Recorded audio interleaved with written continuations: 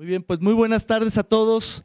Bienvenidos al auditorio del CUSEA, del Centro Universitario de Ciencias Económico-Administrativas, para el cuarto panel del Encuentro Internacional de Gobierno y Sociedad Civil.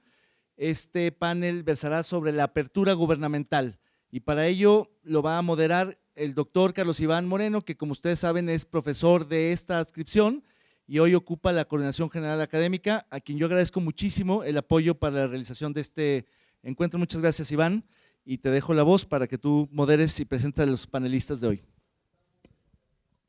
Muchas gracias, estimado David, y felicidades por esta estupenda organización del encuentro, que bueno, va como a la mitad, todavía quedan algunos paneles el día de mañana. Quiero darles la más cordial bienvenida a Guadalajara, a la Universidad de Guadalajara y a esta Feria Internacional del Libro, a todos los profesores, estudiantes, directivos que están en esta sala y por supuesto a nuestras panelistas y nuestros panelistas, que realmente es un encuentro de muy alto nivel y agradezco mucho esta visita. Sin más, quiero presentar a Edna Jaime Treviño, fundadora y directora general de México Evalúa. Edna, bienvenida, buenas tardes. A Blanca Lilia Ibarra, que es la comisionada del Instituto Nacional de Transparencia, Acceso a la Información y Protección de Datos Personales, bienvenida.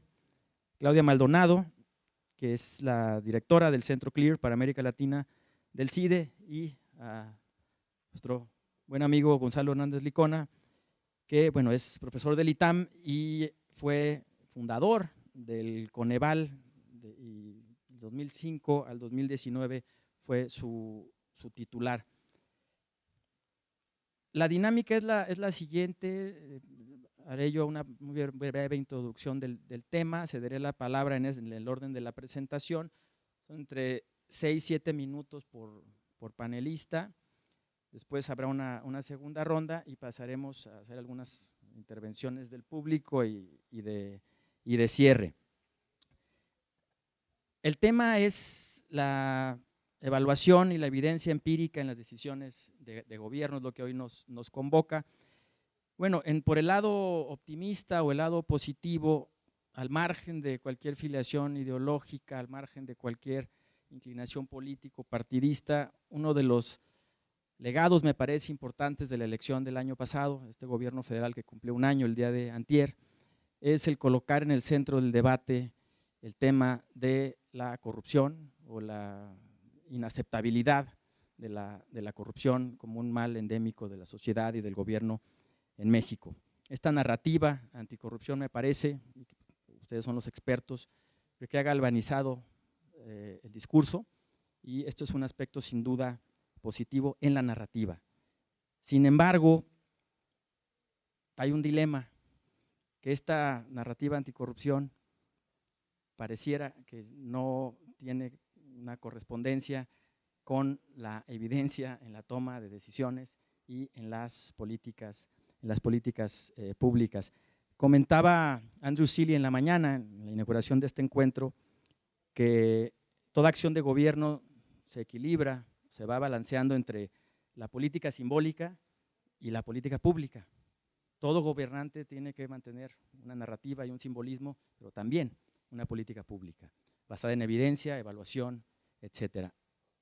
A mí me parece que la narrativa en esta administración está mucho más inclinada hacia la política simbólica que hacia la política pública. En ese sentido, yo preguntaría en esta primera ronda, ¿cuál es su punto de vista? ¿Cuál es el balance de este primer año de la administración, los saberes, deberes, en cuanto al análisis, la implementación, la evaluación de las políticas públicas en términos generales en nuestro país? Edna. Muchas gracias. Primero a los organizadores por haberme traído a esta mesa. Me siento muy honrada, además de estar frente a un público como lo son ustedes, de jóvenes interesados en los asuntos públicos. Me gustaría, voy a responder a tu pregunta. ¿Tú me dices cuando se me acaba el tiempo? Okay. Me quisiera ir un pasito para atrás para hablar sobre el tema, la temática de este foro, no solo de la mesa, y que tiene que ver con sociedad civil y gobierno, o gobierno y sociedad civil. Algunas reflexiones. Y quiero empezar recordando algunas de las cosas que nuestro presidente ha dicho en relación con gobierno y sociedad civil. En campaña, el presidente dijo: le tengo mucha desconfianza a todo lo que llaman sociedad civil o iniciativas independientes. Ya como presidente, giró una circular para detener las transferencias de recursos del presupuesto a organizaciones sociales. Y el presidente dijo, ya como presidente, que deberíamos terminar en definitiva con la intermediación que ha originado discrecionalidad, opacidad y corrupción. ¿Por qué menciono esto? Porque tiene mucho que ver con la efectividad para resolver problemas públicos. En los últimos años se creó un ecosistema que empezó a colonizar los asuntos públicos, el espacio público. Lo que antes era un espacio del gobierno o del Estado fue cediendo para que otras expresiones tuvieran un lugar. Y tuvimos un proceso de desgubernamentalización de lo público. Lo que quiere decir es que se rompió el monopolio que tenía la administración pública, en este caso del gobierno federal, en la definición de políticas públicas, y otros actores irrumpieron en el escenario para hacer política pública, para evaluar política pública de la mano del gobierno. Por los dichos del presidente, creo que vamos en reversa. Si tuvimos la desgubernamentalización del espacio público, creo que ahora se quiere recuperar el monopolio del espacio público y la solución de los problemas públicos. ¿Por qué esto es relevante para el tema que nos convoca hoy, que tiene que ver con la evaluación de política pública? Porque la evaluación de política pública, porque el monopolio de la política pública se fracturó y distintos actores empezaron a intervenir en su diseño, en la evaluación de su implementación. Y se generó, como lo había dicho, este ecosistema, y creo yo que con dos ejes importantes. Uno, un eje técnico de instituciones, donde puede estar instituciones de organizaciones de sociedad civil, la academia, distintos actores que quisieron informar la política pública desde un punto de vista técnico. Y por otro lado, la evaluación de la política pública como parte de un mecanismo de rendición de cuentas. Distintos actores hemos interactuado en los distintos años en estos dos ejes. Informar la política pública desde la perspectiva técnica y la evaluación de la política pública como un componente de la rendición de cuentas. Y en este ecosistema, por supuesto, había instituciones de Estado. Tengo aquí a mi izquierda a quien encabezó por muchos años el Coneval, que fue una expresión de darle institucionalidad a la política social, a la medición de la pobreza, y ser un eslabón clave en este mecanismo de rendición de cuentas, y también para informar la política pública, como otros mecanismos. ¿Qué pasó? Y debo reconocer que este ecosistema creo que influyó mucho en darle institucionalidad a la política pública, en la evaluación de la política pública, pero no acabó abarcando el universo de la política pública. Creo que lo que vivimos fue una yuxtaposición entre un viejo modelo donde la política pública era instrumento, donde dominaba una racionalidad política, y esta yuxtaposición entre lo moderno que quisimos construir, entre este espacio de deliberación para informar y para evaluar la política pública, siguió subsistiendo un mundo donde había decisiones discrecionales, donde la evaluación no era un criterio para asignar recursos, y donde pues, todo este ecosistema se vio corto o se vio limitado para realmente influir en el diseño y los destinos y la implementación de la política pública.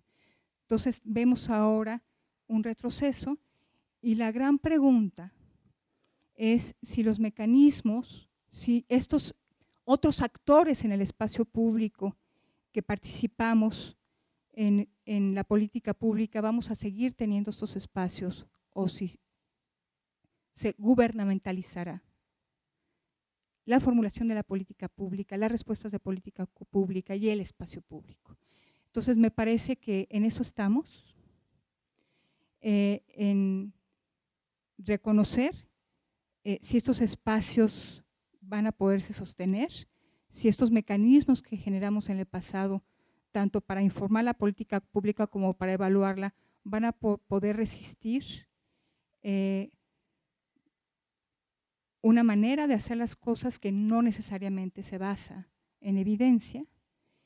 Y yo creo que en los próximos meses y años veremos esta dialéctica de si es posible volver a estatizar el espacio público o si los espacios que ya en los que ya participan otros actores van a poder conservarse o no. Blanca, ¿dónde estamos? Danos tu punto de vista.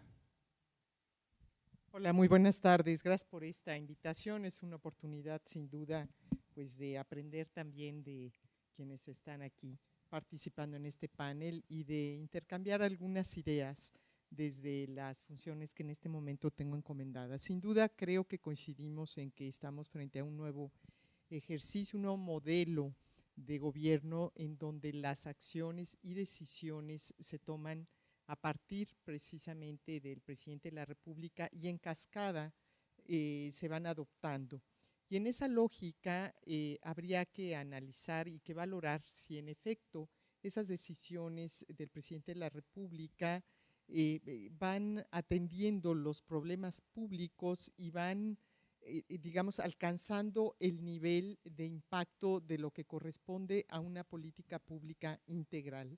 Si vemos en cascada esas decisiones que ha adoptado el presidente de la República, quizá no encontraríamos ese rigor que obliga al diseño, a la implementación, a la instrumentación de las políticas públicas que al final del día requieren evidencias y evaluaciones para conocer realmente su impacto. En materia de transparencia y de rendición de cuentas, desde el instituto donde nos encargamos desde hace 17 años de tutelar los derechos de acceso a la información y la protección de datos personales, hemos advertido un incremento importante, por ejemplo, en el interés que se da a partir de las solicitudes de información al gobierno federal, a los entes, a los sujetos obligados. Y este va con variaciones importantes que me gustaría compartir con ustedes simplemente en estas cifras que nos muestran en el caso de los recursos de inconformidad, es decir, cuando una solicitud de información no es atendida o no es respondida correctamente o no queda satisfecho el solicitante e interpone un recurso de revisión en el INAI, ha aumentado en el 88.1% en el mismo periodo que corresponde de enero a octubre de 2018 a enero-octubre de 2019. Esto ya es una señal claramente de que algo se está complicando o algo no se está atendiendo, porque si bien es cierto que se ha incentivado a partir de las conferencias de prensa matutinas del presidente de la República, donde está dialogando, está anunciando los programas sociales, también eso ha impactado en que las personas tengan interés en conocer mayores particularidades y los documentos a los que muchas veces se hacen referencia a partir de los anuncios del presidente. Eso ha generado también que se eleve de manera, digamos, importante el número de solicitudes de acceso y que no han quedado ahí, sino que, como ya les he mencionado, también han generado un impacto en los recursos de revisión que han llegado hacia el instituto. Por eso yo estoy convencida que el tema de atender, digamos, todos estos espacios de conocimiento de la población hacia las decisiones públicas resulta por demás relevante si, como en este encuentro se ha procurado, debemos atender y retomar el valor de las políticas públicas y no de las políticas que se basan únicamente en decisiones políticas y que tienen probablemente en algunos casos, como se vio allá en los años 80, pues un fin político, un fin electoral. Creo que, como ya se ha mencionado, la disciplina de las políticas públicas surge para llenar los vacíos de conocimientos y para saber si se toman estas con base a datos, con base en los análisis que se dan, en los cálculos racionales y que incrementan la eficacia de la acción gubernamental. Esa parte que hoy, a un año de distancia, los expertos, y aquí están ustedes, pueden ya tomar esas mediciones y verdaderamente poder hacer una evaluación si corresponde a aquello que en su momento se planteó en una campaña política, en un planteamiento inicial, en un proyecto de gobierno y en el impacto que hoy se da en la atención directamente a los problemas. Por lo que la premisa del conocimiento para que las decisiones sean eficaces resulta fundamental. Y ahí, en el tema que, digamos, tutela el Instituto Nacional de Transparencia, que es proveer y defender el derecho a saber y, por lo tanto, el derecho a preguntar, considero que hoy tenemos enormes retos que atender, no solamente por la curva de aprendizaje que se da naturalmente en los cambios de gobierno. Hoy también, en este nuevo modelo, en este nuevo ejercicio de gobierno, tenemos que buscar encontrar estas coincidencias donde lo público sea verdaderamente cada vez más público, las autonomías como tales se puedan también mantener intactas, se puedan defender y donde la participación ciudadana sea un activo importante que robustezca las decisiones públicas y no que inhiba a partir de pues las diferencias que se pueden dar entre gobernantes y gobernados. Yo me quedaría en esta primera intervención hasta ahí. Creo que tenemos que revisar ampliamente con base ya a este informe de gobierno que se ha presentado hace unos días, cuál ha sido el impacto real de las políticas públicas que se han pretendido impulsar a partir de los anuncios de este gobierno. Muchas gracias, Blanca. Claudia, platícanos desde el CLEAR, ¿cómo lo ven? Hola, muy buenas tardes a todos. Muchísimas gracias por la invitación.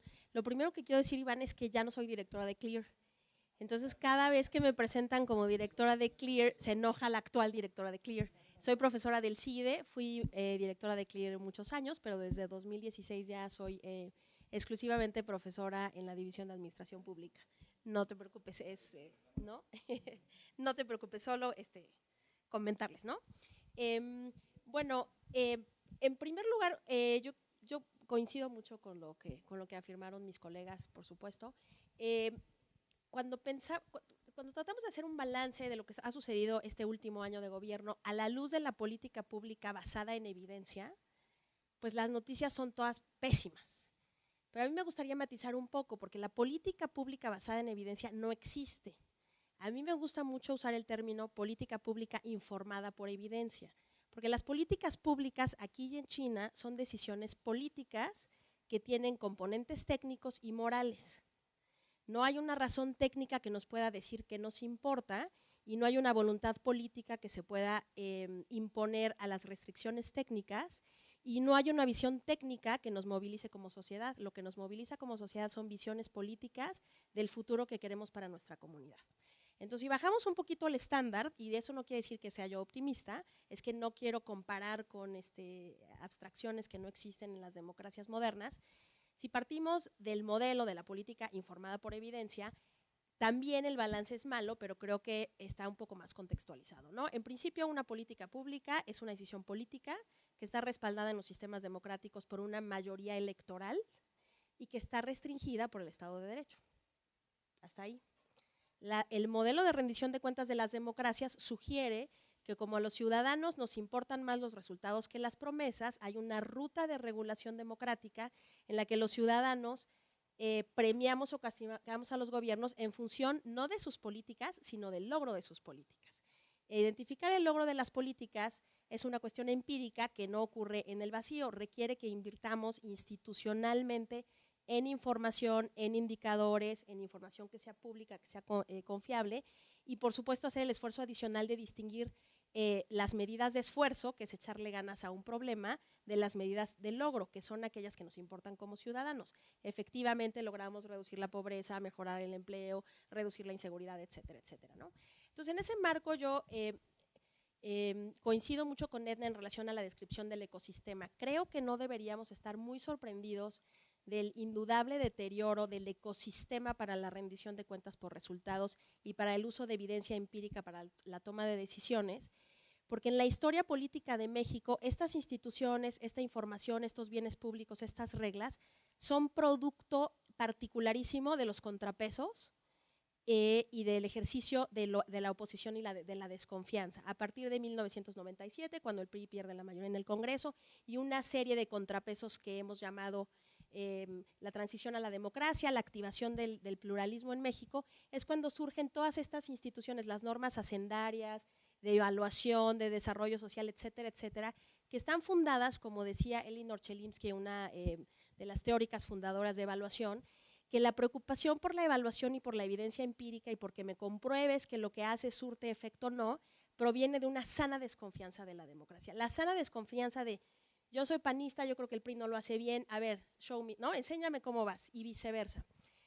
Cómo esta mayoría histórica de la casa gana todo, deterioró ese ecosistema de los contrapesos, no me sorprende demasiado, desafortunadamente, que estas instituciones estén siendo atacadas y debilitadas de maneras políticas, administrativas y muy obvias en el caso particular del discurso presidencial.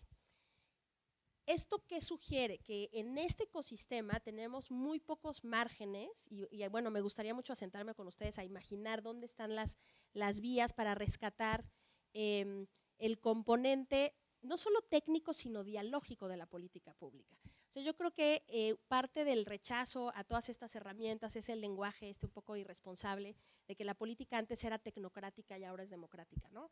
Yo creo que la política pública informada por evidencia, como querían los padres fundadores del enfoque de política pública, Simon, Laswell, Dahl, es poner las mejores herramientas del conocimiento científico al servicio del poder democrático.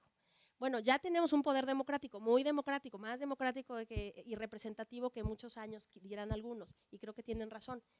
¿Qué pasó con la otra ecuación? Bueno, creo que las reglas políticas de nuestro sistema de contrapesos se desactivaron igual que cuando se desactivaron con el partido hegemónico. El desafío es que esto está ocurriendo en un régimen genuinamente competitivo. O sea, ahí creo que el balance es mejor. Yo sí apuesto a que los ciudadanos tenemos la capacidad de castigar y premiar a los gobiernos en función de sus resultados. Lo que veo es, y quisiera ya un par de cosas, ¿no? Yo siempre que hablo de estos temas de rendición de cuentas por resultados, de uso de evidencia empírica para tomar decisiones, parafraseo a Aaron Wildavsky, que decía que evaluar y hablar con evidencia empírica sobre políticas públicas era una forma de decirle la verdad al poder. Y como ustedes saben, decirle la verdad al poder es muy difícil. Decir la verdad incomoda a quien sea. Decirle la verdad al poder desde fuera del poder es aún más difícil. Y como sugería Edna, estamos en un momento del debate público en el que el poder de la presidencia no solo quiere monopolizar el espacio público, sino quiere monopolizar la verdad pública, la verdad histórica. Y eso creo que es algo que es simbólica y políticamente muy peligroso. ¿Cómo vemos esto? Vemos sin duda un deterioro notable en el diálogo público. Insisto, yo no soy de las personas que quiere poner a los técnicos a tomar decisiones políticas. Desde la perspectiva del debate público, Gian Domenico Maggioni, en su texto muy famoso, Evidencia, Argumentación y Persuasión en Políticas Públicas, decía, es que las políticas públicas están hechas de palabras. El quehacer del que hace políticas públicas y debate políticas públicas no es el quehacer del ingeniero, es el quehacer del abogado. Pero también las políticas públicas no pueden estar hechas solo de palabras. Imposible, el principio de realidad se impone. Y aquí lo que yo veo es efectivamente una apuesta excesiva a lo simbólico y a lo retórico, que no tiene fundamento ni empírico ni dialógico, y sobre todo que se está viendo ya, y no me sorprende lo que menciona la comisionada, yo los temas que sigo mucho son temas de política social, el deterioro de las páginas gubernamentales de información muy básica que se construyeron en este país contra la corriente durante 30 años es impresionante.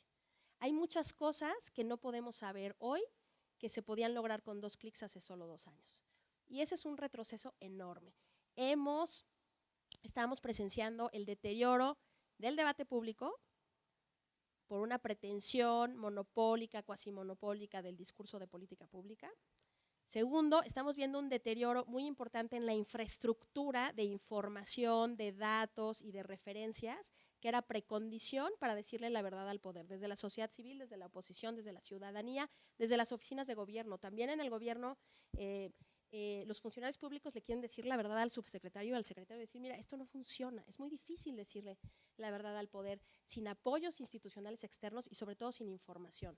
Yo veo ahí una enorme pérdida de capacidad instalada que va a tomar mucho tiempo recuperar, aún en el escenario de que queramos remontar, porque ya hay muchas cosas que no son observables. Me atrevo a afirmar que no vamos a saber la efectividad de estas políticas porque no hay precondiciones para entender dónde operan, a quién llegan, cómo funcionan. Y vamos a tener que volver a salir a hacer campo, a ver si encontramos a los beneficiarios de los programas y averiguamos si está mejor la cosa que hace 3 años o 2, ¿no? Entonces yo creo que sí el panorama es adverso. Al mismo tiempo, confío mucho, como los padres del enfoque de política pública, en la naturaleza autocorrectiva de las democracias.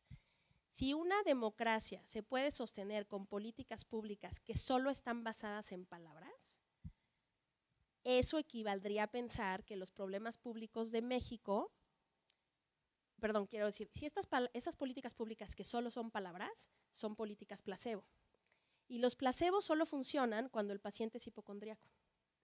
Y yo creo que los problemas públicos de México son muy reales. La inseguridad, la violencia, la profunda desigualdad.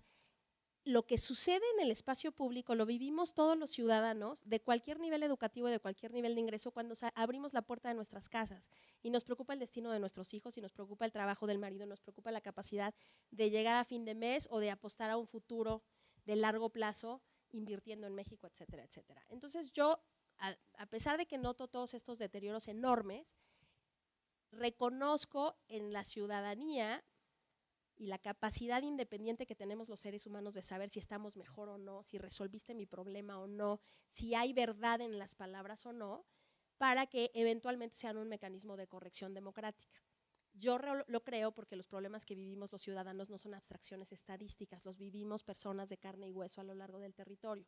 Y creo que eso es algo que es mucho más poderoso que el debate retórico o la aparente, y bueno, sin duda, la muy destacada y muy impresionante popularidad que tiene el presidente, porque lo que vemos es una visión, una promesa, una aspiración y un discurso retórico que capturó la esperanza y la fe de los mexicanos.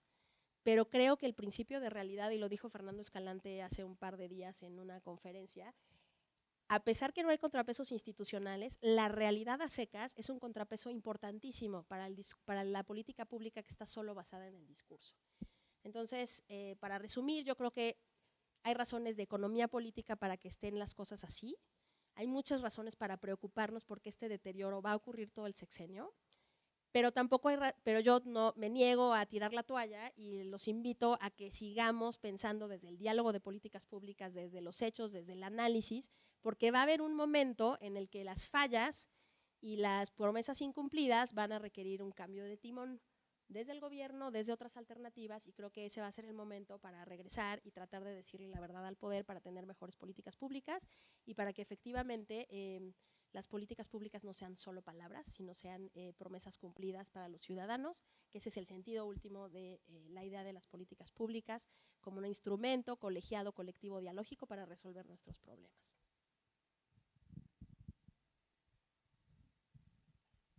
Muchas gracias, Claudia. Gonzalo, ¿dónde estamos? ¿Hacia dónde va el Coneval?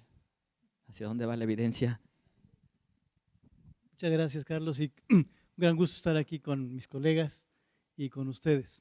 A ver, hay 2 cosas bien interesantes que están pasando ahorita o que pasaron recientemente y que si tú las ves juntas, dices, pues, ¿qué tienen que ver? Son como contrapuestas. El primero es que, no sé si sabes, pero en este año el Premio Nobel de Economía se lo dieron a 3 importantes economistas por su trabajo en evaluaciones rigurosas para mostrar el impacto de las políticas públicas, que es un trabajo, o sea, lo digo porque es como el culmen de una historia de 30 años, de mucha chamba, de mucha gente por el lado de la ciencia y de la academia, de tratar de medir de la mejor manera posible el impacto de la política pública. Hace 50 años, 60 años eso no existía, por 2 razones. Una, porque no estaban las herramientas técnicas para hacerlo, y de ahí el premio Nobel. No había forma de medir exactamente bien cuál era el impacto del programa Sutanito sobre la población. Y 2, hubo una enorme ventana mundial de democracia. Y las democracias permiten que gente de afuera, académicos, México Evalúa, el Coneval, el CIDE, evalúen a los gobiernos y apliquen estas estadísticas rigurosas de medición. Entonces, ese premio Nobel está ahí y me parece un gran reconocimiento a ese trabajo. Y al mismo tiempo, en el mismo año, tienes tú un presidente que ganó y sigue como Trump, que no es que particularmente esté a favor de las netas y la medición, ¿no? El tipo echa rollos, que mucha gente se los cree. Y si tú oyes muchas de las mañaneras, el presidente, si tú eres estricto, el presidente miente mucho. Si tú antier mintió muchas veces. Y tú ves Brexit y hay una votación por Brexit que no concuerda con la realidad que los técnicos medíamos o medimos. Entonces, a ver, ¿y eso cómo? ¿Por qué sucede? Y me da la impresión que sucede porque permanentemente estamos en esta pugna entre el técnico y este proceso de medir las cosas y las narrativas atractivas que siempre han estado ahí y que mueven a la gente y nos mueven a la gente desde hace mucho y donde ahí la verdad estricta no es tan relevante sino la historia. Cuando hace unos años mi hijo estaba bien temeroso, una noche de tormenta cañón, tenía 5 años, estaba así bien temeroso y le dice a mi esposa, oye, ¿tú crees que mañana salga el sol? Yo creo que no va a salir el sol. Entonces estaba, y mi esposa le contó la historia de la Coatlicue que dio luz al sol, Huitzilopochtli, y que Huitzilopochtli llega y ataca a la oscuridad con su llama de fuego, y Huitzilopochtli, que es el sol, está ahí todos los días para cuidar a la tierra, a su madre, de la oscuridad. Y por eso, le dijo mi esposa a mi hijo, no te preocupes, mañana y todos los días va a salir el sol. Lo que estaba haciendo mi esposa era politics, no ciencia. Si mi esposa le hubiera dicho, mira, es que va a salir el sol porque con las teorías de Kepler y la cosmogonía de Albert Einstein, el m cuadrada cúbica, mi hijo diría, ¿qué pex con mi mamá?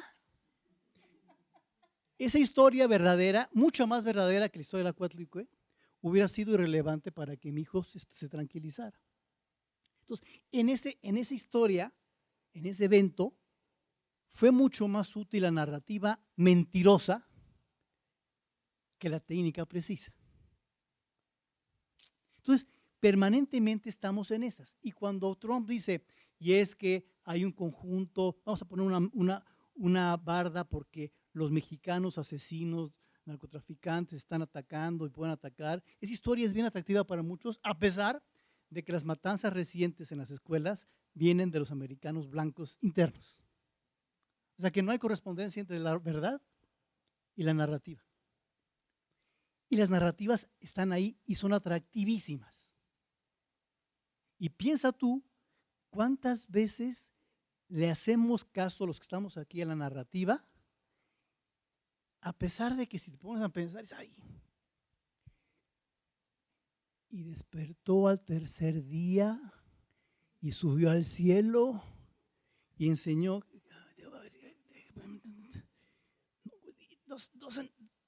No tiene mucho sentido técnico. Lo creemos muchos porque es una historia atractiva que aglutina. Entonces, hoy por hoy, dos preocupaciones. ¿Cómo en medio de esta pugna, en donde parecería que en México ha ganado la narrativa atractiva versus las verdades de repente, se mezcla todo? No es tan así, pero déjame ponerlo así.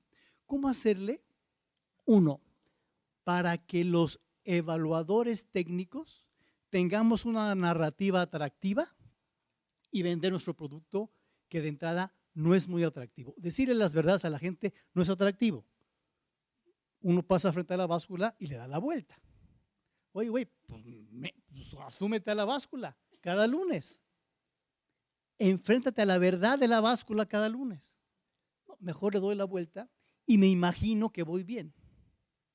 Me he hecho una historia. Y me he hecho una historia de que las sabritas que le gustan a mis hijas y me gustan a mí, pues no engordan tanto. No, sí engordan, güey. Nada más que tú quieres imaginarte una cosa distinta.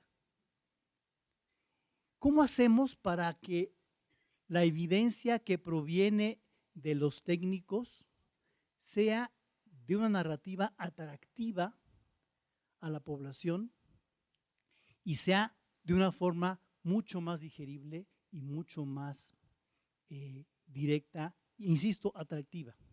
Entonces, es un reto nuestro de cómo hacerle enfrente a este proceso que puede ir en contra, de decir lo que yo vendo, lo que yo tengo es atractivo para. Dos, cómo eso puede estar apoyado, como decía Claudia, por la ciudadanía, que a diferencia de la historia de mi hijo de la noche y de la Cuatlicue, aquí lo importante para el ciudadano, para ti, para mí, es que el uso de los recursos públicos proviene de tu lana. O sea, es tu lana la que está usando el presidente, el gobernador, el presidente municipal, y ahí sí uno requiere mucho más certezas que historias.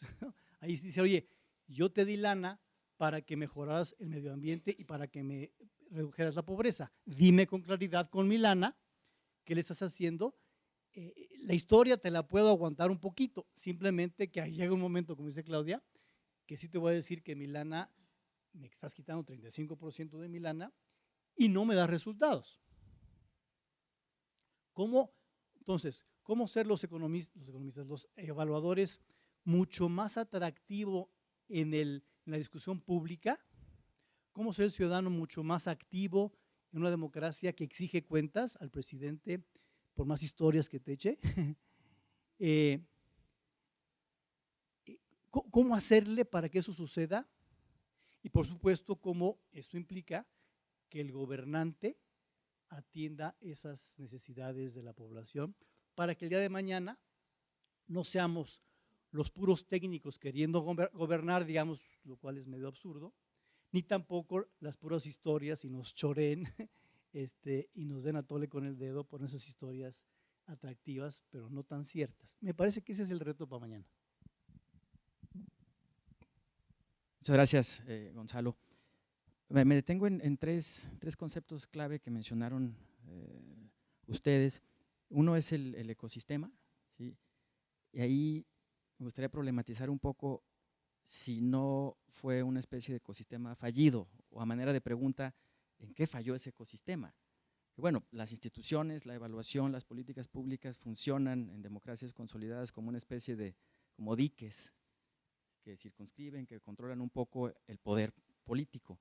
Pero para que esos diques funcionen bien, requieren este segundo concepto que menciono, de una ciudadanía activa, de una ciudadanía que los defienda.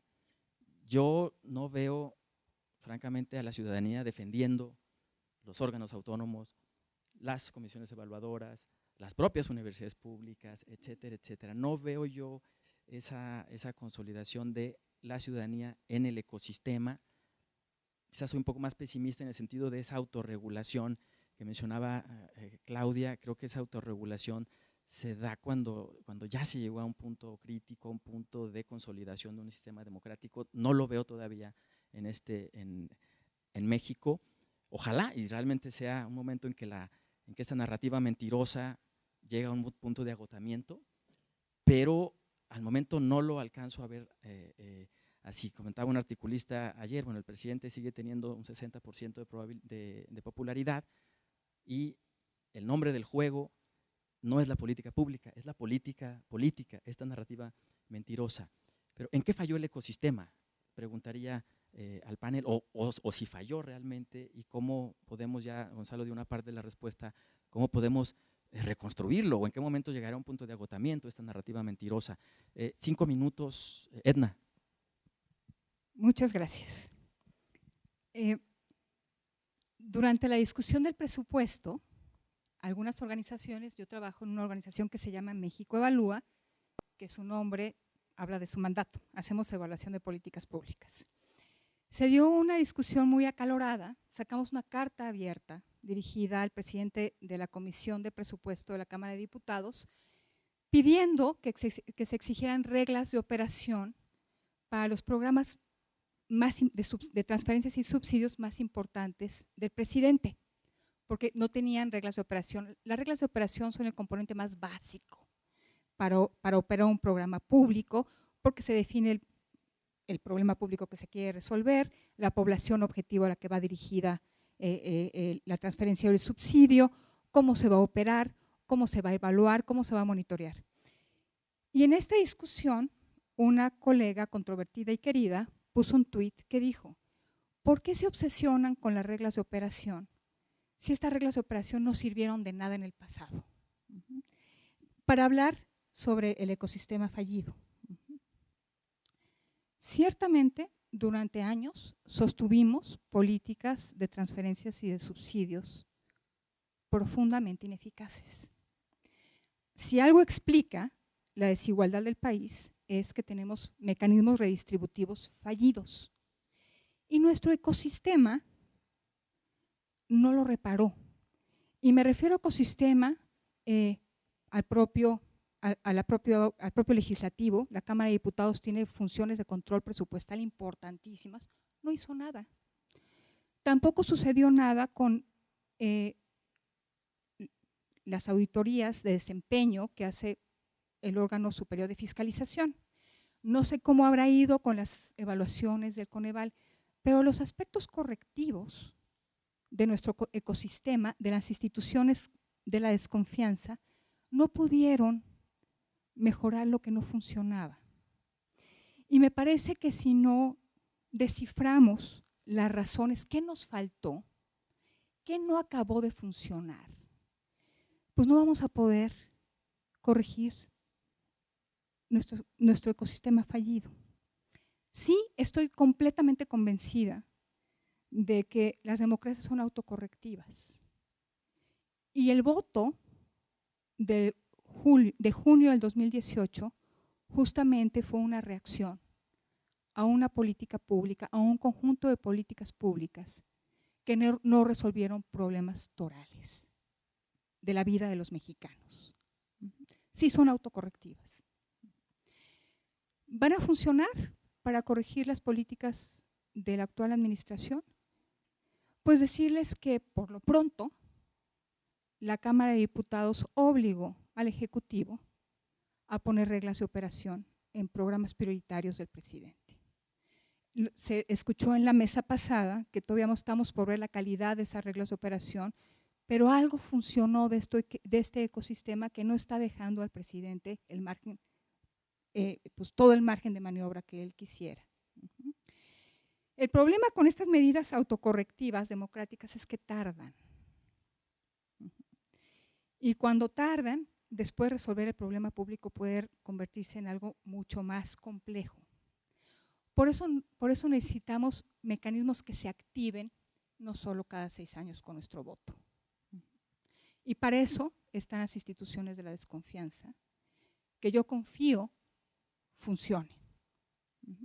Y me refiero al Coneval, me refiero a la Secretaría de la Función Pública, que tiene funciones de evaluación, a la Auditoría Superior de la Federación y, por supuesto, al trabajo que hacen las organizaciones de sociedad civil, que se dedican a la política pública.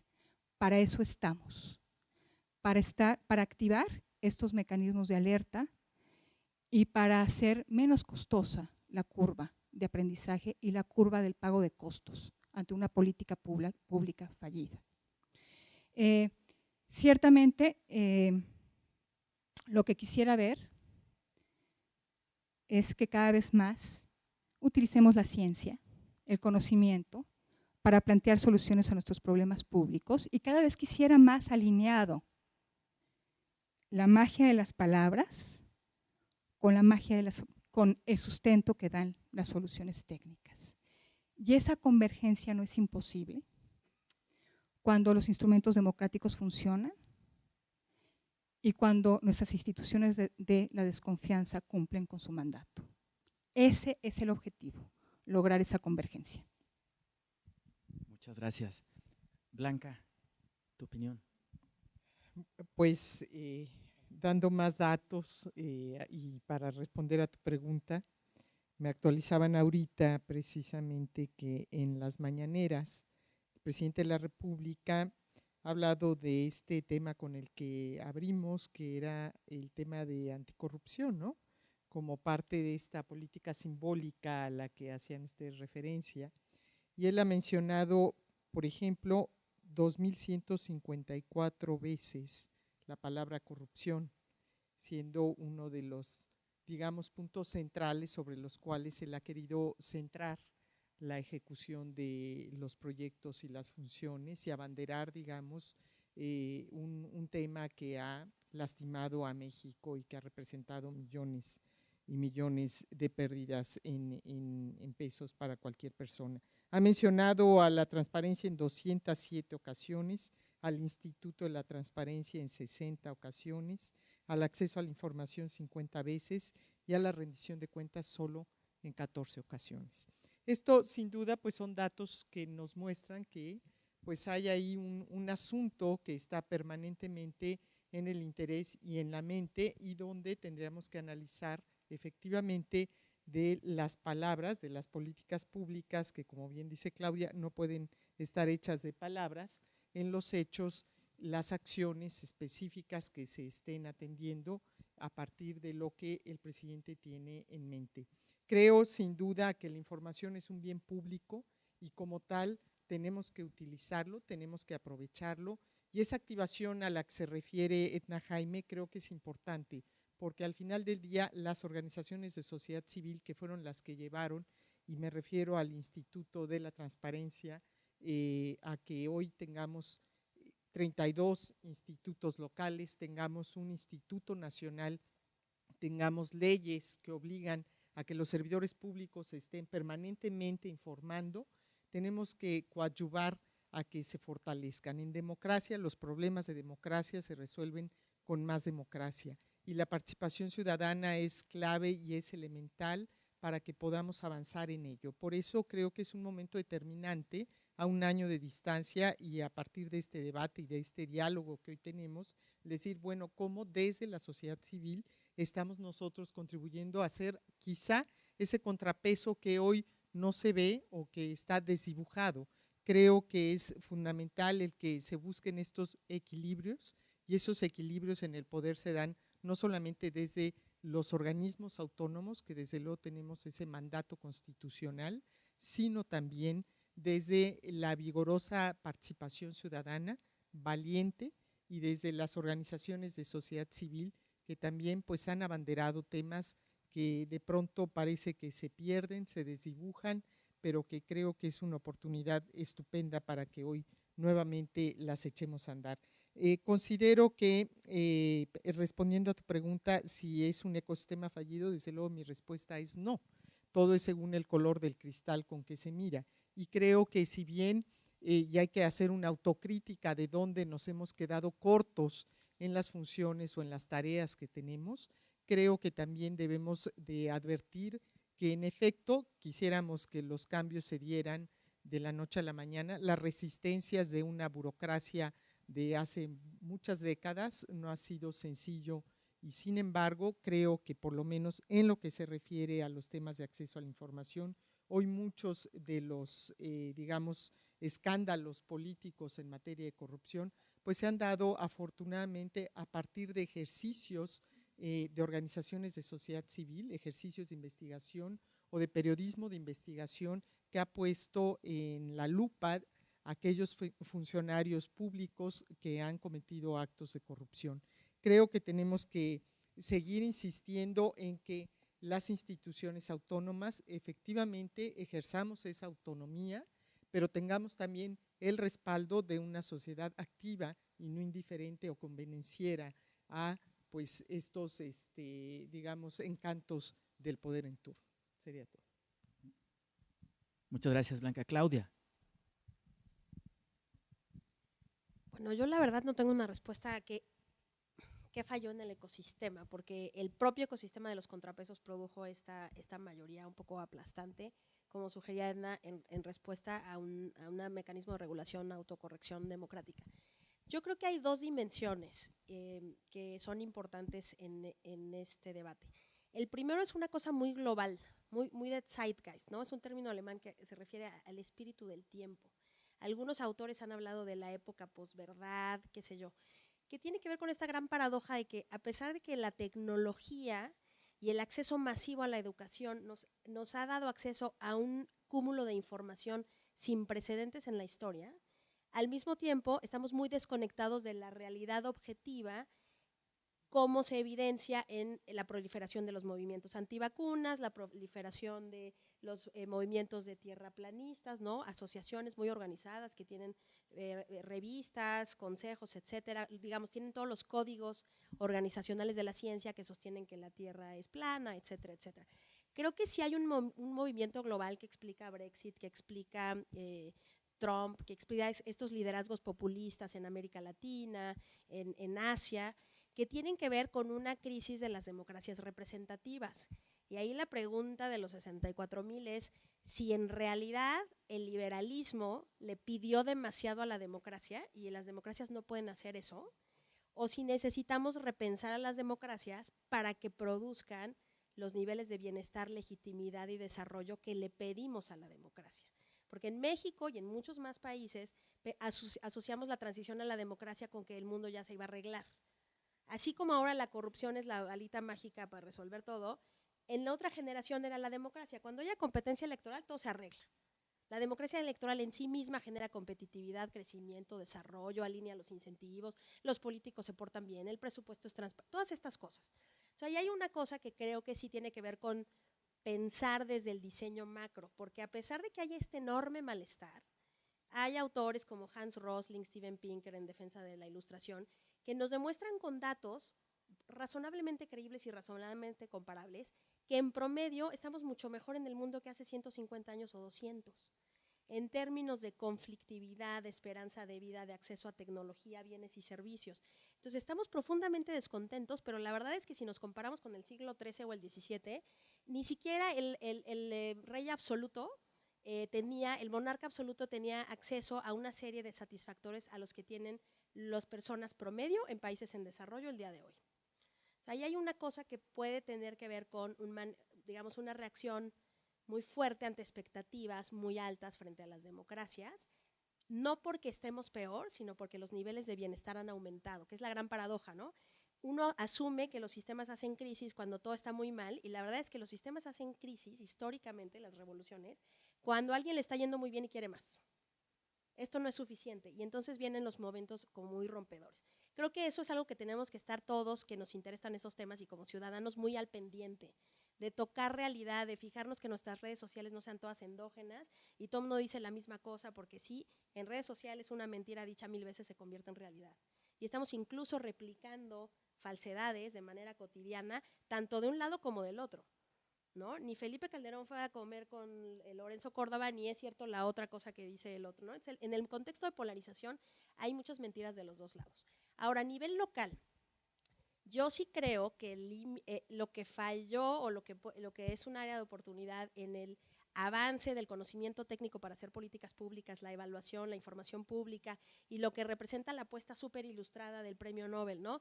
De utilizar el método científico más riguroso para encontrar las mejores decisiones, también tuvo una patita floja que es la de la preocupación por la democracia y el diálogo. Las historias técnicas no se cuentan solas. Y yo creo que en un país como México, con nuestro nivel educativo y con nuestra desigualdad, fue muy soberbio de quienes nos especializamos en este tema aspirar a que un lenguaje bastante técnico e inaccesible fuera autoevidente para la mayoría de los ciudadanos. Y ahí creo que sí hay mucho trabajo por hacer sin irnos al nihilismo ni de todas las verdades y que todo es relativo. Les doy un ejemplo en temas de evaluación. Yo muchos años viajé mucho por América Latina cuando estaba en CLIR discutiendo y aprendiendo de cómo se hacía evaluación en otros países, etcétera. Y lo que me sorprendió después de un par de años de viajar por el mundo es que México y Chile tenían una visión como muy tecnocrática de la evaluación. En Brasil hacen evaluación participativa, evaluación ciudadana, evaluación con enfoque de empoderamiento, muchas cosas que consideran que la evidencia científica no es exclusivamente, perdón, la evidencia válida no es exclusivamente la evidencia científica que viene del laboratorio de la base de datos y reconocen captar información empírica a nivel de calle como una evidencia válida. No es evidencia generalizable, no es evidencia de física newtoniana, pero es evidencia empírica de cosas que pasan en el territorio, de percepciones. Y les doy un ejemplo que no sé si se acuerdan, ya no me acuerdo ni cuándo era. Alguna vez le cayeron a palos al secretario Ernesto Cordero porque se aventó la declaración de que en México la familia promedio podía sobrevivir con 6,000 pesos mensuales. Y todo el mundo se puso loco. El secretario, bueno, fue una reacción, fue como hasta ofensivo, porque los ciudadanos sabemos cuánto gana un secretario de Estado, los ciudadanos sabemos cuánto gana un comisionado, un ministro de la Corte, y que salga un funcionario público en un país tan desigual a decir eso. Lo que dijo en sentido estricto era verdad. O sea, agarró las encuestas de ingreso, dividió el número de hogares por la composición promedio y llegó a una cifra de 6,000. El problema es que ese punto en la distribución no es una persona que tiene nombre y apellido. Y la mayoría de las personas que ganando un poquito más están sufriendo mucho para llegar al fin de mes, o que saben lo que sucede con los mercados informales y la precariedad del ingreso que tiene la gran mayoría de mexicanos, pues obviamente choca. Entonces creo que no nada más es un tema de cuál es la verdad que tiene más poder, sino una frase que dijo un colega nuestro, Soli Gariba, un también teórico de la evaluación africano, que tenemos que tomar más en cuenta cuando hablamos de evidencia y cuando hablamos de evidencia empírica, que es tan importante saber quién cuenta la realidad como la realidad de quién cuenta. En inglés es como más claro, ¿no? El dato del conteo de población, el dato del censo es un dato válido, pero las percepciones, las expectativas, las disyuntivas de personas de carne y hueso en el territorio, aunque no sean el mexicano modal o el promedio nacional, son información importante para las políticas públicas. Y yo creo que esa idea de captar información a ras del suelo, por innovación tecnológica y por avance científico, se nos fue olvidando en el camino.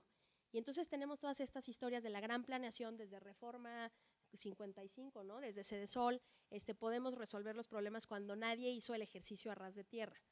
Ojo, pasear por todo el país como hizo el presidente de la República en campaña no es lo que estoy proponiendo. Lo que estoy proponiendo es tomarnos más en serio la enorme heterogeneidad que hay en México para tener un discurso técnico que sea socialmente comunicable y para reconocer que el dato promedio y modal no le habla a la mayoría de los mexicanos cuando hay mucha desigualdad.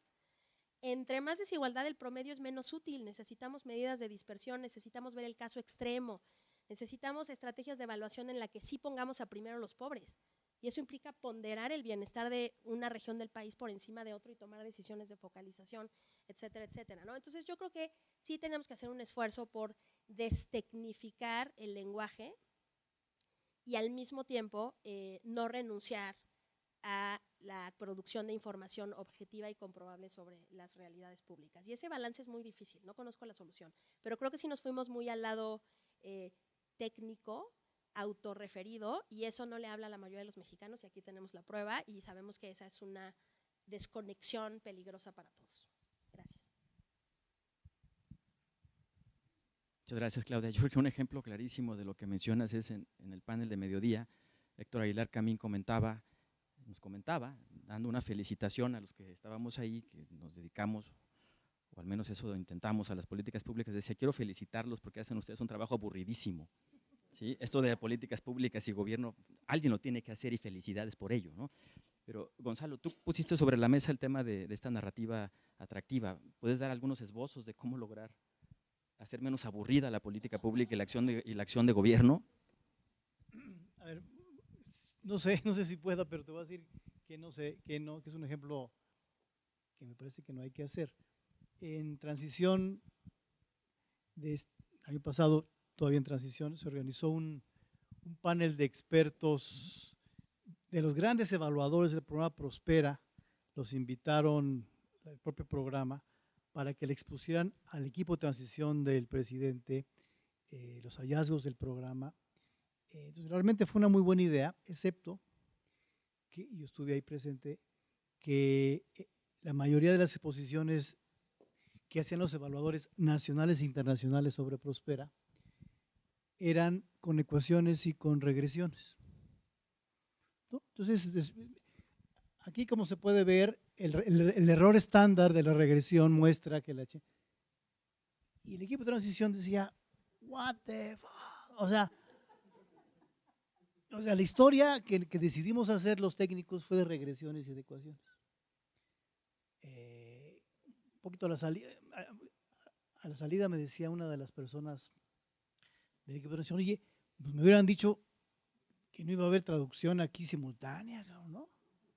Entonces, perdimos, digo, déjame, mejor yo estaba del lado de los técnicos, perdimos una oportunidad valiosísima de explicar con muchas más mejores narrativas la historia de Prospera y la historia de Progresa y la historia y los retos y los avances. Perdimos un momento valiosísimo. No estoy diciendo que esa fue la culpable de que acabara Prospera por esa sesión, pero perdimos una historia muy buena. Perdimos una porque puras regresiones. Entonces, esa es un ejemplo de una narrativa mala, ¿no? Yo creo que las narrativas tienen que ser, y por eso decía, ¿cómo le hacemos los evaluadores para que el lenguaje y la narrativa sea atractiva? Y lo que está en la regresión lo traduzcas en historias, lo traduzcas en formas mucho más claras, sin decir mentiras, digamos, pero ¿cómo traduces eso?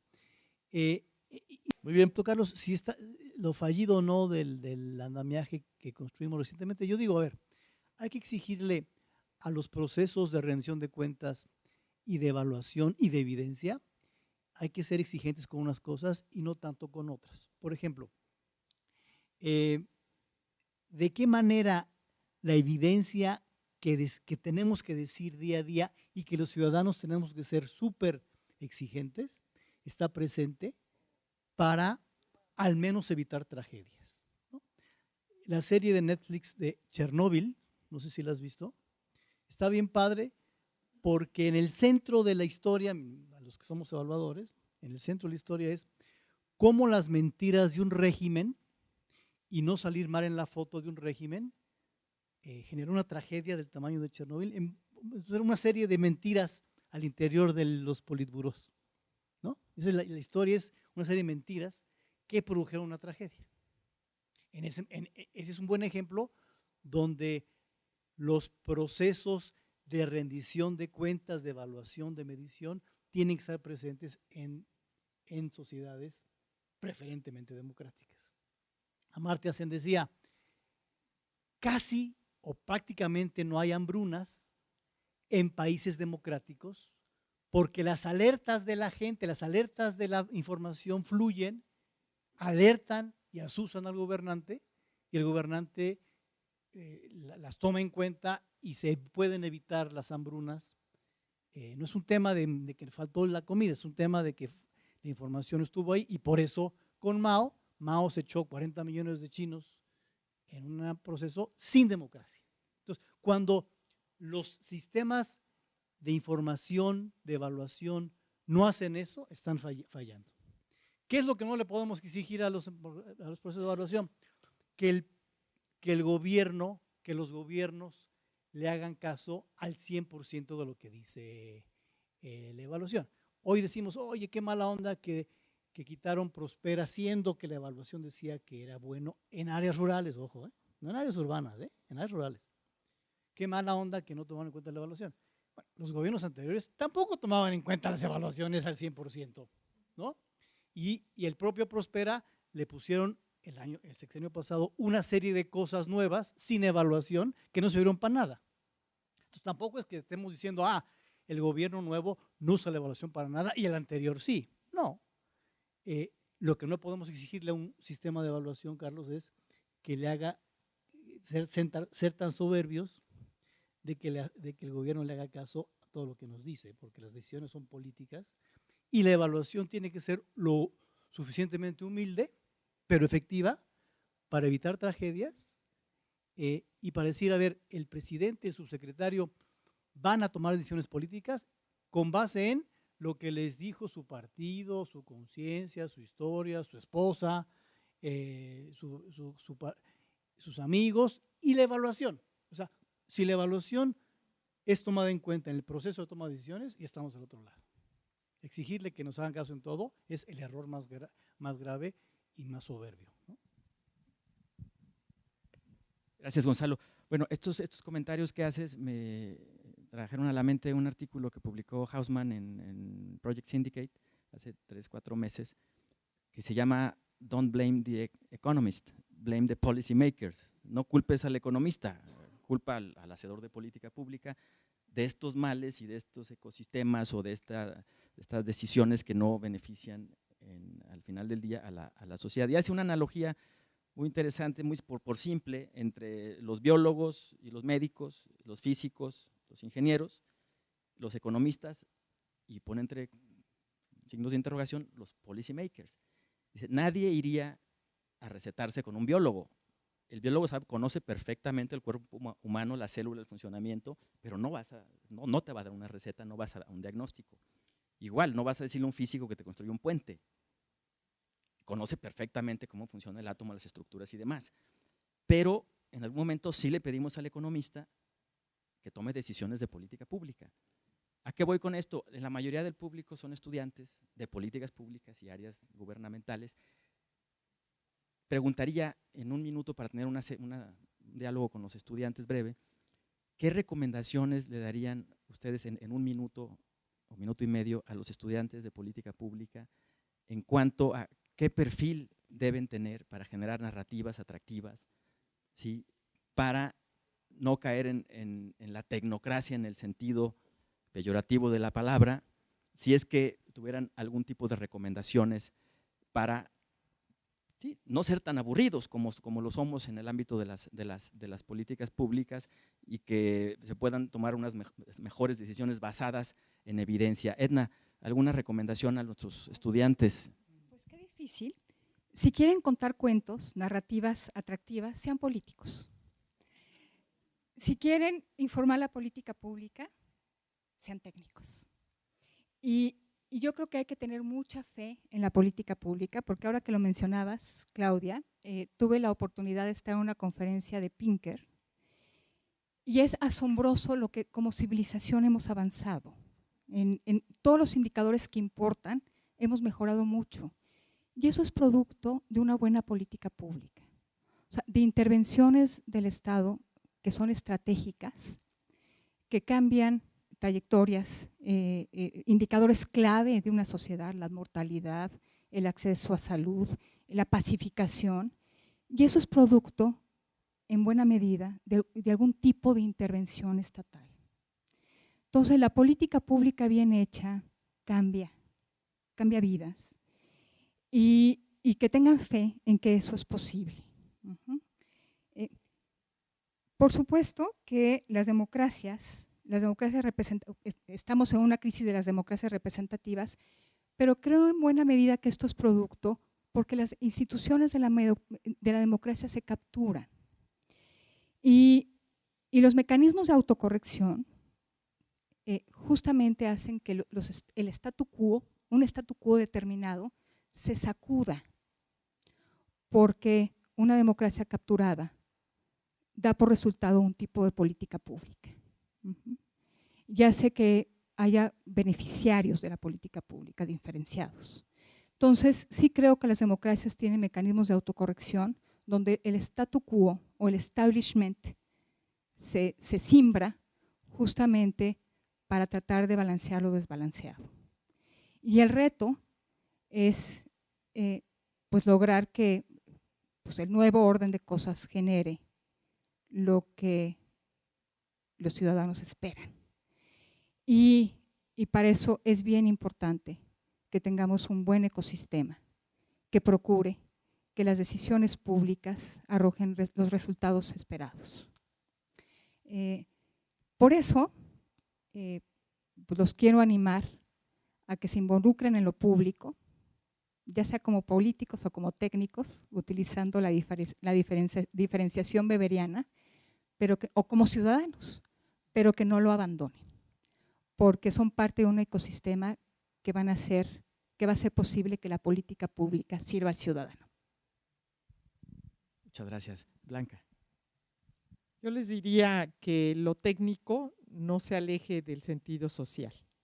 Les quiero compartir un ejemplo de hace 3 semanas que tuvimos una conferencia de periodistas de investigación de América Latina y nos narraba Guilherme Canella de la UNESCO de una solicitud de información que hizo un medio de comunicación al gobierno de Brasil sobre cuántas veces se había utilizado un avión de la Fuerza Aérea Nacional de ese país para trasladar órganos humanos.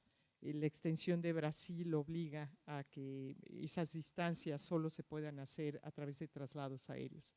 La respuesta fue que en 6 ocasiones se habían trasladado pues, lo que equivale a 6 órganos humanos. De ahí devino una serie de ataques muy fuertes en medios de comunicación de que entonces para qué se estaban utilizando los impuestos y el uso de la Fuerza Aérea de esas aeronaves y únicamente había servido para salvar 6 vidas. Desde luego, tras el escándalo mediático, un año después, vino una nueva solicitud de información y desde luego cambió radicalmente la respuesta. Para ese segundo año aumentó a más de 60 los traslados aéreos para trasladar, para llevar órganos para salvar vidas. La conclusión de esto va de la mano con lo que yo decía en un principio, que lo técnico no se aleje del sentido social. Y en el caso particular, que estas instituciones autónomas que hoy estamos siendo, digamos, amenazadas o estamos en riesgo de que se pierdan, no las dejemos perder, las utilicemos, las aprovechemos y permitamos que en el caso particular de este insumo fundamental que permite tomar mejores decisiones a partir del conocimiento de la información pública, la mantengamos, porque con ello creo que podemos, igual que en el caso de Brasil, salvar vidas. Muchas gracias. Muchas gracias, Claudia. No sé, me gustaría tener una mejor respuesta para ustedes. Me quedé pensando, es una pregunta difícil de contestar. Porque también la diferencia entre lo técnico y lo político son fronteras dúctiles, ¿no? Pero yo me acuerdo, cuando fue la crisis financiera internacional, hubo por ahí un reporte interno del Fondo Monetario Internacional en el que la alta dirección del fondo dijo, a ver, queremos entender por qué no la vimos venir. Tenemos a los mejores economistas del mundo, tenemos sistemas de información, etcétera, etcétera. Y hubo muchas conclusiones, ¿no? Porque había cambiado el ecosistema, porque los modelos partían de un modelo en el que había menos movilidad de capitales, etcétera. Pero una de las conclusiones a las que llegaban es que llevaban 25 años contratando el mismo perfil de economista monetarista de las mismas universidades, que son las más competitivas, las de más prestigio. Y yo creo que una lección importante de ese dato y de cualquiera es que yo creo que un buen analista de políticas públicas, un buen policy maker, debe conocer su área de expertise, que puede ser la economía, las finanzas, etcétera, muy bien, pero nunca perder la humildad que supone asumir que ninguna área del conocimiento monopoliza la verdad ni puede controlar todas las perspectivas. Entonces, entrar al análisis de la evidencia, de los datos, de la información, con una postura de humildad desde el conocimiento, yo creo que es muy importante. Como característica ciudadana y como característica de funcionario público y como característica de empresario, es aprender las herramientas que necesitamos para entender al mundo, pero reconocer siempre que estas herramientas pueden ser limitadas. Cuestionarnos de manera cotidiana, ¿esta es la única interpretación posible de estos datos? ¿Esta es la única forma en la que puedo capturar esta información? ¿Cuáles son los contraargumentos a lo que a mí me parece la mejor propuesta o la mejor decisión o la mejor evidencia de algo? Y ahí yo sí soy muy popperiana en eso, ¿no? O sea, la disposición a ser refutados, falsados, criticados y cuestionados, yo creo que es una práctica muy sana del ciudadano, del analista y del político. Entrar, no que aspiremos a todos ser hombres y mujeres del Renacimiento y conocer todas las áreas, sino saber que el área que conocemos muy bien siempre es parcial y que hay que dar chance a otra perspectiva, a otro enfoque, verlo de abajo, de arriba, de la izquierda, de la derecha, más lejos, más cerca, porque siempre la realidad está un poco en la combinación de perspectivas y de experiencias. Y yo sé que eso es muy difícil de hacer porque hay mucha evidencia de Daniel Kahneman también experimental, que a los seres humanos nos gusta casarnos con 3 destrezas y luego interpretar el mundo siempre con estas herramientas. Entonces lo que pasa es que cuando yo tengo un martillo, pues a todo le veo cara de clavito. Eso es muy natural y eso a nivel agregado pues lleva a los grandes errores. Yo también, como Gonzalo, confío en que ese nivel de falibilidad se puede resolver en los sistemas democráticos, que es la falibilidad social y humana. Es muy peligroso en los sistemas totalitarios porque suceden los desastres humanitarios antes de que alguien acuse recibo, pero creo que en el proceso sí tenemos que aprender a ser más conocedores y más humildes en el conocimiento técnico que adquirimos para tratar de mejorar a las sociedades. Yo creo de verdad que la idea de que la sociedad se puede autotransformar para bien es una gran idea y que ser fieles a esa idea es apostar a la democracia, es apostar a la ciencia, pero también apostar al debate crítico y al pluralismo. Gracias. Muchas gracias, Claudia. Gonzalo. Déjenme regresar a las narrativas y a los mitos. No sé si alguien de ustedes ha visto The Book of Mormon, la obra de teatro que tuvo en México hace poquito. Bueno, les digo, un poquito la historia es estos chavos mormones americanos que van de corbata tratando de tener adeptos en todo el mundo. Entonces, unos de estos cuates güeritos les toca irse a Uganda y tienen que convertir a la gente de Uganda a ser mormones. Entonces, un poquito la historia pues es los retos que tienen esos chavitos gringos en Uganda con las realidades de Uganda que no son las de Orlando. Y cómo se tuvieron que adaptar al lenguaje y a la narrativa para que vía la narrativa, y en este caso vía la religión, pudieran solventar cosas muy prácticas de política pública de Uganda. Si no se hubieran adaptado, pues, se hubieran regresado sin éxito o los hubieran matado, digamos, ¿no? Entonces, aquí yo creo que cómo quien estudia y quiere hacer política pública combina el rigor de la técnica, el rigor de los elementos teóricos, con llegar a campo y decir, y aquí, ¿cómo se toman decisiones? Y aquí, ¿cuál es el ecosistema de decisiones del presidente municipal y de Sutanito para, al final, tratar de trascender del libro de texto a una política pública que alguien le haga caso en el contexto concreto, ¿no? La representante de UNICEF en México de hace unos años encontró clarísimo que si quería llegarle a los gobernadores con claridad, primero tenía que invitar al té a las esposas de los gobernadores. Entonces echaba unos tés con las esposas de los gobernadores y después de haberse invertido tiempo, llegaba con los gobernadores de una manera muy sencilla. En vez de ir directamente con el gobernador, que no le hubiera hecho caso. Entonces, ella entendió como en Uganda cuál era el contexto específico de los gobernadores, que en ese momento todos eran hombres, por cierto. Entonces, yo creo que esa combinación me parece importante y cómo le encuentras el lado concreto a cada realidad me parece fascinante, ¿no? Uno de los retos nuestros cuando estaba en Coneval, y sigue siendo ahorita, porque no me he quitado la cachucha de seguir queriendo incidir en política pública, aunque sea por fuera, y es ¿cómo le haces en un contexto donde este gobierno parecería que le importa menos que los anteriores el tema de evaluación? Dos cosas concretas. Uno, efectivamente, muchas de las pláticas con la Secretaría de Sedesolo, el Bienestar y Presidencia, un poco el desprecio para los técnicos como nosotros eran: ustedes ven la realidad desde el 8º piso de Insurgentes. El presidente 2 veces ha estado en los 2.500 municipios. ¿Quién conoce más la evidencia, el presidente o Gonzalo del 8º piso de Insurgentes? Un poquito era, no me vengas a contar tú tus cuentos de cifras cuando el presidente sí ha estado en campo y tú no. Rebatir eso no es fácil, porque efectivamente yo no he estado en los 2.500 municipios, ni estaré. Exacto.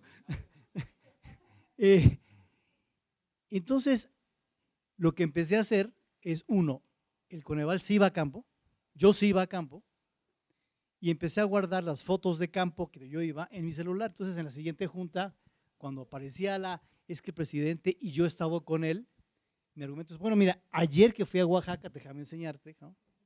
Esta señora tal y tal cosa, tal. Entonces, ya cuando hacías eso, ya el argumento ya no era tan válido. Entonces, ya yo estuve en campo ayer con señora que tú no estuviste, güey, ¿no? Entonces, ya más o menos ahí nos emparejábamos en estrategia. Entonces, esa es una forma. Y la otra, y me parece que no sé si estarán de acuerdo conmigo, pero es intentar convencer directamente al presidente. Este presidente está en chino. En cambio, los secretarios y subsecretarios están entre la espada y la pared, porque saben que tienen que hacer cosas buenas, que están encargados.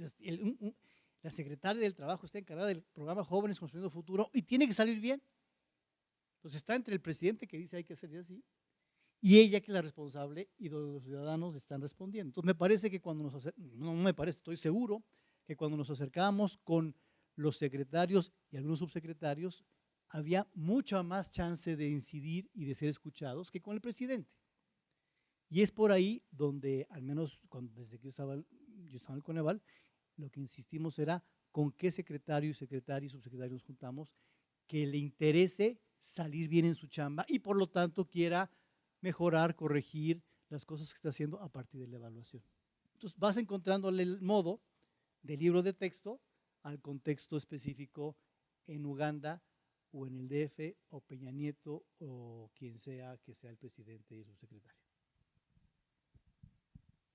Muchas gracias, Gonzalo. Bueno, tenemos 15 minutos para cerrar. Me gustaría aprovechar para que los integrantes del panel pudieran tomar tres preguntas. Si les parece, podemos tomar las 3, bueno, 4. Bueno, bueno. 4 preguntas de manera simultánea, bueno, las 4 y las pueden responder en el orden que ustedes consideren. Si me ayudan, ¿alguien puede ayudar con un micrófono? Si no, yo se los, hablando de ir al campo. Acá está. A ver, Carla, gracias. Hola, buenas tardes. Yo quisiera hacer una pregunta muy puntual y a ver quién la quiere tomar. Ayer se aprobó la ley de fomento a la participación ciudadana, que me parece que ni es tan ciudadana ni es tan de fomento, tiene otra naturaleza completamente diferente, ¿no? La sustancia de la ley de fomento a la participación ciudadana es quitar justamente auditorías, evaluación, fiscalización, tanto a personas físicas como morales, bajo el argumento de que los ciudadanos van a autorreportar sus ingresos, etcétera, ¿no? Entonces, la naturaleza de esta ley, que además fue propuesta por Monreal concretamente, a mí me produce mucho ruido, porque es otro paradigma completamente diferente, ¿no? Es decir, en lugar de confiar en instrumentos de monitoreo, vigilancia, evaluación, entonces ahora lo vamos a depositar completamente en el ciudadano, ¿no? Así como esta reestructura de entregas directas a los ciudadanos bajo el supuesto de que ellos van a cumplir con las reglas. Entonces quisiera saber cuál es su opinión, si la conocen, qué piensan, quién la quiere tomar. Nuestro moderador del panel anterior. Sí, muchísimas gracias. Yo creo que es una mesa muy rica. Y me quedo como muy confundido. En la mesa anterior, una conclusión fundamental era que en la fiscalidad el problema esencial no es técnico, sino político. No se responde tanto a la lógica de la medición, sino finalmente a los juegos de poder que estemos hablando. En otras palabras, sería como una conclusión donde decir lo político generando un papel determinante sobre lo técnico en la lógica analítica. Aquí lo que veo es, y me queda la pregunta con el nombre del panel, es, a ver, ¿es lo mismo hablar de la evaluación que de la evidencia empírica? Porque esto me lleva a un problema metodológico, epistemológico fundamental, refería a Popper. Y es justamente si no estamos cayendo en una lógica de problema de filosofía del lenguaje. Es decir, es que lo que es medible, sí, se puede mejorar, pero solo se puede mejorar lo que es medible, solo lo que es cuantificable y no lo que es cualificable. Decía Fernando Cortés justamente de Coneval, de una forma extraordinaria, a mi parecer. No hay nada más cualitativo que la matemática. Nunca he visto caminar enfrente de mí un 4. Me parece que es muy interesante. Cuando decimos es que el dato es cierto, es decir, el censo, tomamos el dato y el dato es válido, ¿de veras? O sea, cuando nosotros estamos diciendo censo del 2010, proyecciones de 108 millones de personas y de la noche a la mañana sale que son 112. ¿Cuál era el dato bueno o por qué? Efectivamente, la fuente misma del número no se presta a un sesgo fundamental por cómo responde la persona, una pareja de ancianos que dicen, no, pues aquí viven mis hijos y mis nietos, porque no vaya a ser que el que me vino a encuestar esté engañando o me quiera robar.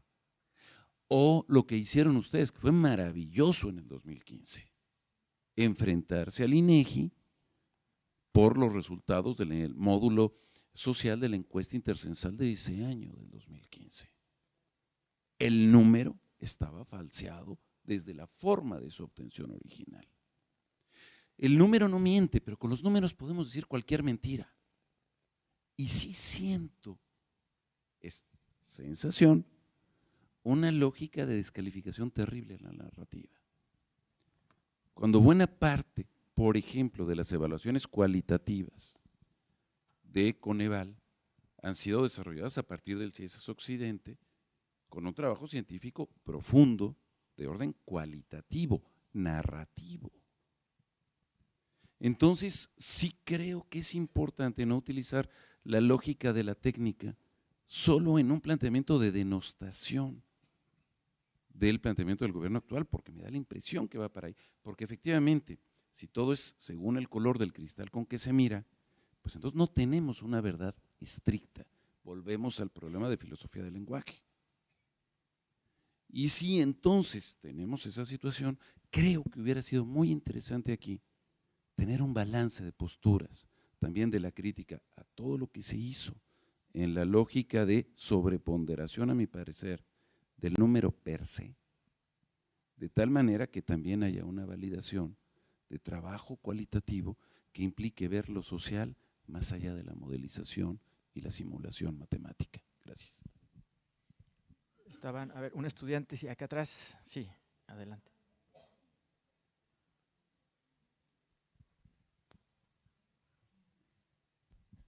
Hola, buenas noches. Mi pregunta es la siguiente. El presidente actualmente de la Nación tuvo un alto porcentaje en cuanto a las votaciones para que pues, fuera presidente electo, pero ha tenido un rechazo en su primer año de gestión, y pues no es para menos, la verdad. Si es que llega a tener un rechazo total o se sigue ampliando cada vez más, las personas pues van a tener menos confianza en las siguientes elecciones y entonces por ende va a haber menos credibilidad hacia el gobierno. Muchas políticas públicas requieren de interacción social para que éstas puedan funcionar de buena manera. Entonces, ¿cómo reestructurar nuevamente la integración de la sociedad hacia el funcionamiento de las políticas públicas? Muy bien. A ver, un estudiante más, sí. Y cerramos acá con Roberto. ¿Sí levantaste la mano? Sí. Sí, ni modo de no ceder la palabra a la OCDE, maestro. Hola, buenas noches. Lo que comentaban respecto al pago de costos ante una política pública fallida, me gustaría saber cuáles son los instrumentos mediante los cuales se ejecuta la regulación de financiamiento de dichos costes. Roberto. Muchas gracias. Solamente, no es una pregunta, es solamente una idea que creo que podría dar mucho a la discusión. En la OCDE, pensando en lo que mencionó Claudia sobre el Fondo Monetario y después de la crisis. Después de la crisis también, en el caso de la OCDE, se inició un programa muy interesante que se llama New Approaches to Economic Challenges. Y entonces se reúnen ahí premios Nobel, se reúne gente que está haciendo investigación fuera de la caja, o sea, todo sobre metodología de cómo desarrollar nuevas cosas para evaluación de políticas públicas, nuevas metodologías. Son como seminarios de verdad fascinantes. Algunos de ellos se transmiten en vivo y entonces lo que se me ocurre es ver con la UDG la manera de poder retransmitirlos para la comunidad académica y hacer algo así como una especie de comunidad de aprendizaje y de análisis crítico virtual a partir de estos seminarios en París. No, pues ahí te respondería ya, adelante. Muchas gracias. Eso es todo, ¿no? Para beneficio de toda la comunidad. Sí, claro, muchas gracias, por supuesto, nos ponemos de acuerdo. Bien, les pediría a nuestras y nuestros panelistas si pueden responder a una o varias. Muchas gracias. Yo voy a intentar contestar dos preguntas. Creo que lo que usted señala rebasa mucho el alcance de lo que discutimos aquí. Pero yo sí haría una distinción entre reconocer que toda métrica es parcial y que tiene los límites del método y los supuestos que la produjeron, y el otro tema que sí es muy grave y que hay que pelear, que es el uso de las métricas para medir. O sea, la manipulación, pégale al indicador, bájale el denominador, reporta trimestral. Esa es una práctica política poco honesta. Y ahí otra vez regreso, hay interlocución, hay alguien que va a decir. El tema de las métricas, pues los métodos responden preguntas distintas. Y hay preguntas que pueden contestar mejor algunos métodos experimentales observacionales con N pequeño o con N grande. Creo que en el fondo, y de hecho ahora ya se está discutiendo todo eso con teoría de la complejidad y el cambio climático, ya nadie sabe para dónde. Creo que lo que yo me quedaría con la distinción, ¿no? Sí hay que reconocer que las métricas tienen límites y que quizá valga la pena complementarlas, triangular, cuestionarlas, sin pegarle al ojo, ¿no? Sin tirar al niño con el agua mala. Que alguien en algún momento haya hecho un mal uso de un indicador no es una buena decisión para pegarle a todos los indicadores y cuestionar el censo o el AENI, etcétera, ¿no? Y tu pregunta, me quedé pensando a propósito de lo que dijo Gonzalo, de cómo podemos contribuir. Yo creo que estamos muy atrapados en seguirle diciéndole al poder por qué lo que quieren no, y por qué no, y por qué no, y por qué no.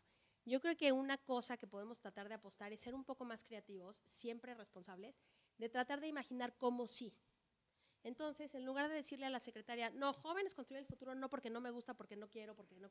Es, bueno, a ver, si tú quieres llegar a jóvenes en riesgo de exclusión, con oportunidades de aprendizaje, vamos a imaginar cómo sí. Porque hay una decisión política, hay un mandato, para bien o para mal. Entonces, creo que todos, la sociedad civil, la oposición, lo que sea, ¿no? Yo creo que no hay oposición política en este país ahora.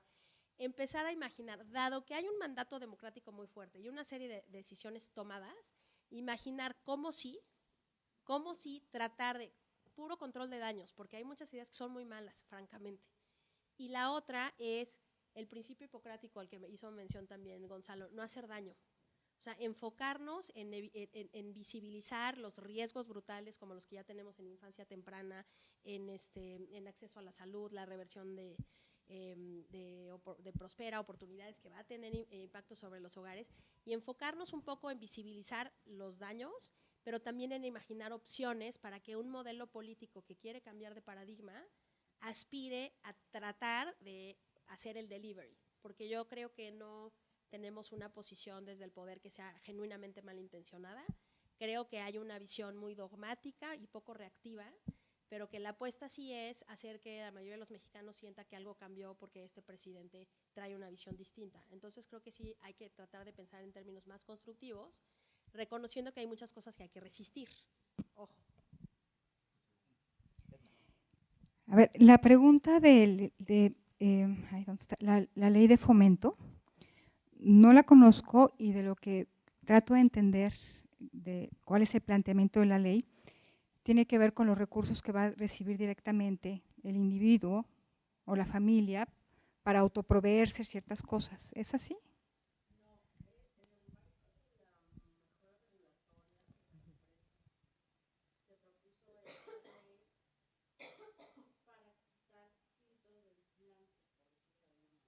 ¿A quiénes?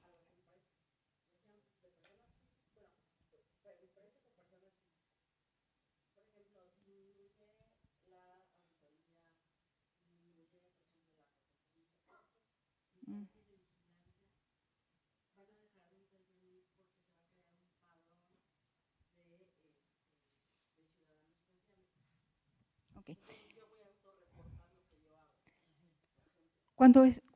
No lo conozco, pero estaba pensando en que hay en algunos un vuelco muy importante en el modelo para gestionar recursos públicos. Hay un vuelco importantísimo. Por ejemplo, en el tema educativo, todo el tema de infraestructura educativa ahora se va a hacer a través de transferencias directas a los padres de familia. Antes teníamos un instituto que se dedicaba a la infraestructura educativa y ahora es un cambio de modelo radical. Entonces, para evitar prejuzgarlo, me gustaría hablar de sus riesgos. En principio, pues, ¿quién va a ser el encargado de hacer el diagnóstico de qué es lo que necesita la escuela? El comité de padres de familia.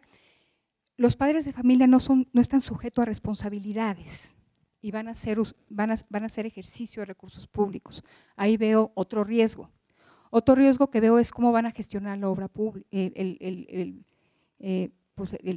proyecto de reparación o de construcción de infraestructura educativa. Veo muchos riesgos. No hay que prejuzgar, hay que en su momento pues evaluar los resultados de un cambio tan drástico de modelo.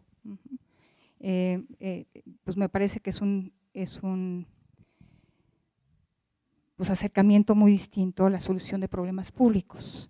Entonces, pues hay que estar muy atentos a los resultados. Yo lo veo que será un proceso muy complejo y el argumento es, pues el INIFED era corrupto. Pero ahora vamos a fragmentar el esfuerzo en tantas escuelas hay, en tantos comités de padres de familia existan, entonces me parece complejísimo y veremos cómo funciona. Respecto a la pregunta de las evidencias, yo creo que nadie en esta mesa quiso implicar que solamente los modelos econométricos nos la ofrecen. Yo creo que entre más evidencias tengamos y entre más instrumentos para recolectar información y conocimiento, mejor va a ser la respuesta pública. Y me parece que entre más utilicemos metodologías mixtas, estudios etnográficos, vamos a estar pues entendiendo mejor las realidades que queremos interpretar y en las que queremos intervenir. Entonces es importantísimo hacerlo así. No, respecto a lo que comentaba Nancy, lo que yo sé es de esta iniciativa que presentó el senador Monreal de fomento a la confianza ciudadana, donde se busca hacer un cambio del Estado inquisidor a más bien establecer un registro de aquellas personas que tengan intenciones de desarrollar actividades económicas y que fomente al final del día la cultura de la legalidad, que rescate, digamos, la confianza y la buena fe del ciudadano de que adopta precisamente esas obligaciones que tiene que atender, pagando sus impuestos de manera voluntaria y no reactiva. En ese sentido, tampoco la descalificaría, más bien creo que vale la pena conocer los alcances y los riesgos que ello implica. Déjame nada más referirme, no sé si era tu pregunta o lo que implicabas, pero yo sí creo que el reto hacia adelante, incluyendo y a pesar del premio Nobel a los economistas con los trabajos de evaluación de impacto aleatorizada que son, ¿verdad? Es de qué manera podemos los evaluadores, junto con el evaluado si quieres y junto con muchos otros sectores, generar un conjunto de evidencia en un sentido amplio, que entonces ahí hay que incluir las evaluaciones de impacto rigurosas, los indicadores, los temas cualitativos y un conjunto amplio de elementos que van a depender mucho del país y del gobierno y de la circunstancia, una cosa como hecho a la medida, pero que responda mucho mejor a la necesidad de esa forma de pedir y generar, de tomar decisiones, que al menos cuando yo empecé en este tema, yo decía, como ya dijimos, ¿no? Nosotros que somos los buenos y que sí sabemos, vamos a generar para que ellos digan y ellos corrijan porque vamos a decirles sus netas. Pues ese es un error gravísimo. ¿De qué manera generas un proceso en cada circunstancia, en cada momento, que incluya muchas herramientas, incluyendo las que sugiere el gobierno? Por ejemplo, déjame dar un ejemplo. Hoy en la mañana me parece que el secretario de Educación, Esteban Moctezuma, dijo, salimos mal en PISA en matemáticas y en lectura, pero si hubieran preguntado la educación socioemocional, hubiéramos salido a toda madre, ¿no? Y pues hay un chorro de memes ya muy chistosos, ¿no? Si hubieran preguntado sobre tortillas, hubiéramos sido los mejores del mundo. O sea, sí está muy vaciado. Más allá de lo vaciado de la respuesta del secretario, yo diría, a ver, secretario, ¿usted quiere incluir en las mediciones PISA la educación socioemocional? Incluyámoslas. Si ese es un tema que le interesa, sinceramente, más allá al gobierno mexicano y al secretario de Educación, pongámoslas junto con matemáticas y lectura. O sea, incluyamos en el proceso de generación de información la necesidad del gobierno y pongamos esas cosas, pero ojo, junto con el resto. Entonces regreso a la historia anterior. Con cada gobierno, la verdad, y con cada gobierno federal y estatal, el Coneval buscaba hacer en parte eso, decir, a ver, en pobreza la medición de cajón es esta, maestro. Tiene esto que ya acordamos previamente con varios actores. Pero es posible que podamos hacer, paralelo a esto, una medición de las drenajes que seguramente es la acción que este gobernador le va a poner mucho énfasis y que seguramente va a salir bien. Entonces, cuando demos a conocer la medición de pobreza, que es de cajón, que no se puede mover gobernador, podemos también medir el drenaje bien medido, sin mentiras, un poquito para tener un as bajo la manga. Si el gobernador sale mal en pobreza, que salga bien en drenaje. Y entonces así tenemos un conjunto de elementos en donde ya no es un tema tan unilateral de decir la medición de pobreza es esta y te friegas. ¿Cómo le haces para incluir el punto de vista del otro? Me parece que ese es de los retos más relevantes en los procesos de evaluación y evidencia empírica, porque la evidencia es una palabra súper amplia, ¿no? ¿Qué se dice? Pues sepa la bola. Evidencia incluye, por cierto, la visión del presidente de su recorrido por los 2.500 municipios durante los últimos 12 años. Eso es evidencia. ¿Cómo lo incorporas? Muchas gracias.